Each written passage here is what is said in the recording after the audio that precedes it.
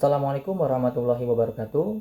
Izin memperkenalkan diri, nama saya Muhammad Irfanji, asal instansi Kementerian Imigrasi dan Pemasyarakatan, UPT Kantor Imigrasi Kelas 1 TPI Bandar Lampung, kelas A12, kelompok 4. Nah, di video ini saya ingin berbagi pengalaman saya dalam mempelajari modul 2, yaitu tentang analisis isu kontemporer dan konflik kepentingan. Sekaligus, proses saya dalam membuat PPT analisis isu kontemporer dan konflik kepentingan yang akan menjadi tugas individu 2. Awalnya, saya cukup bingung karena ternyata analisis isu-isu yang saya pelajari itu ternyata tidak sekedar membaca berita, tetapi harus bisa mengidentifikasi dan mengolah isu tersebut secara sistematis. Nah, setelah itu saya mulailah dengan mencari beberapa berita-berita yang relevan dan aktual yang akan menjadi bahan analisis saya. Kemudian, saya melakukan identifikasi menggunakan metode APKL, yaitu melihat apakah isu tersebut A. aktual, P. problematik, K. kekhalayakan, dan L. layak. Nah, setelah itu saya melanjutkan dengan metode USG untuk menentukan isu mana yang paling saya prioritaskan berdasarkan hasil USG tersebut. Nah, mohon maaf, untuk USG tersebut itu adalah teknik menentukan mana isu prioritas yang akan dipilih dengan kategori U, urgensi atau mana yang penting, kemudian S, seriousness, yang tingkat keseriusan, dan G, growth, tingkat dampak seterusnya yang akan bertumbuh. Nah, dari situ saya belajar bahwa tidak semua isu harus dianalisis secara mendalam, tapi kita harus fokus pada isu yang paling penting dan berdampak baik bagi diri sendiri, lingkungan, maupun negara. Nah, selanjutnya saya menganalisis akar permasalahan menggunakan metode Fishbone. Nah, di sini saya belajar bagaimana mengidentifikasi penyebab masalah dari berbagai faktor seperti SDM, metode, teknologi, dan pengukuran atau yang biasa di Fishbone itu disebut dengan 6M. Nah, itu digunakan sesuai dengan keperluan. Apabila sudah cukup yang memenuhi semuanya, maka dirasa cukup untuk menggunakan beberapa dari M tersebut. Nah, menurut saya ini bagian yang cukup menantang karena harus benar-benar memahami akar masalahnya.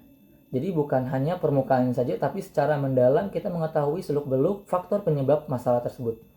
Nah, dari hasil analisis tersebut, saya kemudian menyusun gagasan pemecahan masalah. Lalu saya menggunakan tapisan MC Namara, yaitu yang menentukan solusi mana yang paling efektif, efisien, dan mudah untuk dilaksanakan.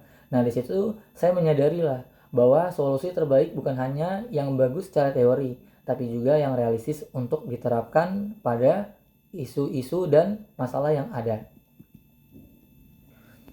Selain itu, saya juga mempelajari tentang konflik kepentingan, mulai dari jenis, sumber, hingga menemukan faktor penyebab masalah hingga cara pengelolaannya. Nah, dari situ saya jadi lebih paham bahwasanya sebagai seorang CPNS, saya harus menjaga integritas dan menghindari konflik kepentingan dalam setiap pengambilan keputusan. Dikarenakan setiap pengambilan keputusan itu akan berdampak baik bagi diri sendiri, instansi maupun negara. Dalam proses pembuatan PPT itu sendiri, saya berusaha menyusun materi secara runtut, mulai dari isu, analisis, penemuan faktor penyebab isu maupun masalah, hingga solusi terhadap masalah atau isu tersebut. Nah, dalam pembuatan PPT sendiri terdapat beberapa tantangan yang saya hadapi, dan yang paling utama adalah bagaimana saya bisa menyajikan informasi yang cukup kompleks menjadi lebih sederhana dan mudah dipahami. Dikarenakan dengan lebih sederhana dan lebih mudah dipahami, pembaca dapat mengerti dan dapat memahami lebih dari yang kompleks.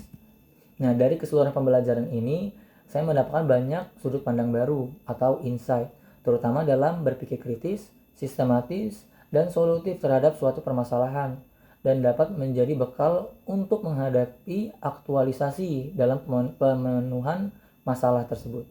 Nah, kedepannya saya berharap bahwa ilmu ini bisa saya terapkan dalam pelaksanaan tugas sebagai ASN kedepannya.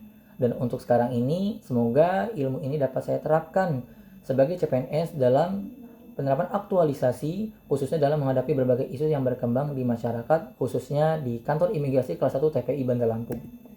Nah, sekian pengalaman pembelajaran dari saya. Lebih kurang mohon maaf. Terima kasih. Wassalamualaikum warahmatullahi wabarakatuh.